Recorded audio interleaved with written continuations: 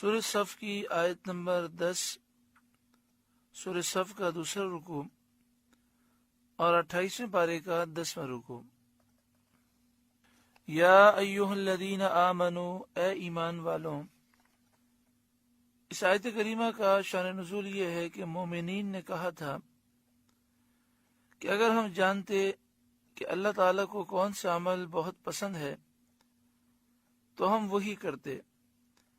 اس پر یہ آیت نازل ہوئی اور اس آیت میں اس نیک عمل کو تجارت سے تعبیر فرمایا گیا، کیونکہ جس طرح تجارت سے نفع کی امید ہوتی ہے، اسی طرح ان نیک اعمال سے بہترین نفع اللہ تعالیٰ کی رضا، جنت اور نجات حاصل ہوتی ہے۔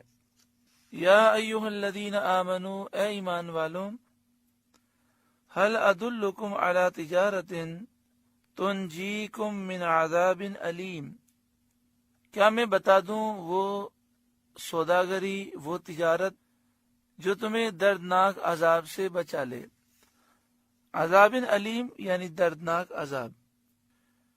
اب وہ تجارت بتائی جاتی ہے، تؤمنون باللہ ورسولہ، ایمان رکھو اللہ اور اس کے رسول پر، وتجاہدون فی سبیل اللہ باموالکم وانفسکم، اور اللہ کی راہ میں اپنے مال و جان سے جہاد کرو۔ ذالکم خیر لکم ان کنتم تعلمون، یہ تمہارے لیے بہتر ہے اگر تم جانو۔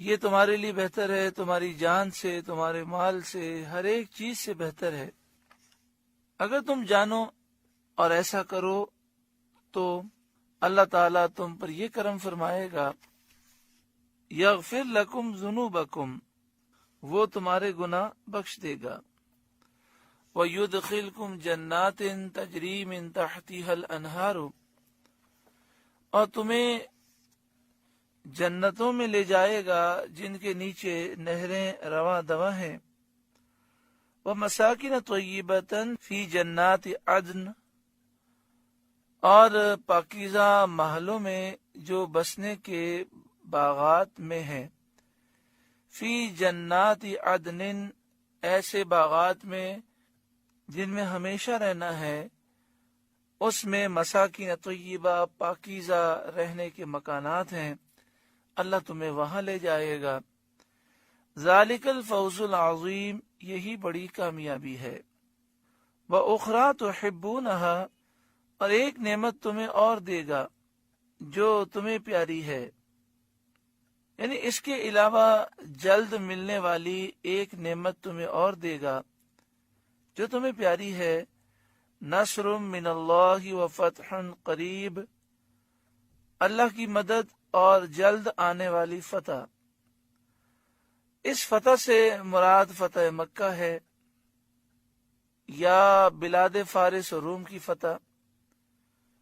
وبشر المؤمنین، اور اے محبوب مسلمانوں کو خوشی سنا دیجئے، دنیا میں فتح کی خوشی سنائیے اور آخرت میں جنت کی خوشخبری سنا دیجئے۔